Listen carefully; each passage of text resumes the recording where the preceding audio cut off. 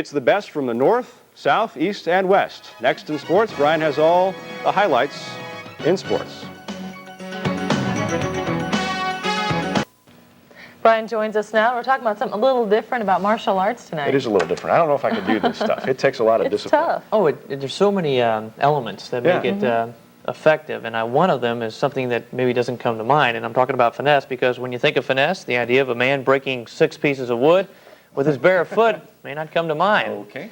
Then again, you probably haven't met Paul Dexter. News Center 8's Chaz Maddie introduces us to a man taking the Taekwondo to a higher degree.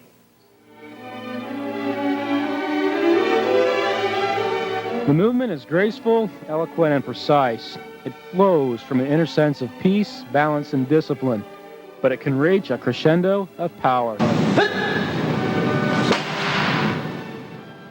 Paul Dexter's dedication to the martial art of Taekwondo earned him the high honor of a 4th-degree black belt. To get there, spending the time to get to be a first-degree black belt, approximately 3 years, and then approximately the same amount for each black belt, so from first to second, a couple of years, second to third, 3 years, things like that, spending the time in, but then again getting all the credentials and all the backing, and spending the time and furthering my education. The new black belt is just one of many honors Dexter earned through the art, like gold medals in the World Championships in 1990 and 94. But Dexter says the belt is just a way for him to rechannel his focus into what he considers his highest honor, his teaching.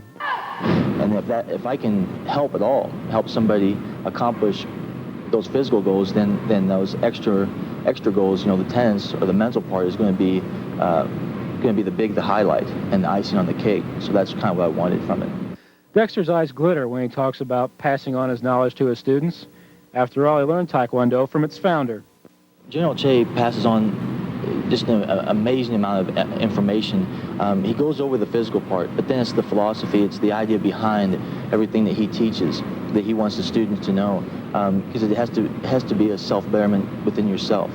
The mental aspect of the art is ever present, as before the grace, eloquence, and power of a move can be achieved, there must be mental balance. If you're going to compete, if you're going to test, like when I tested, with just 2 or 3 days notice, when you're having to do that, you have to concentrate. You have to be able to mentally stay sharp and prepared, for anything that they call for, and to be able to show the moves that you're supposed to be able to show, on demand. And it does take a lot of mental discipline to be able to do that. Otherwise, it wouldn't work. When Dexter talks about passing on his knowledge, he says he wants to complete the circle. How fitting.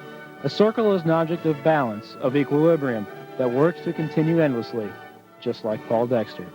Chaz Maddie, News Center 8 Sports, Columbia.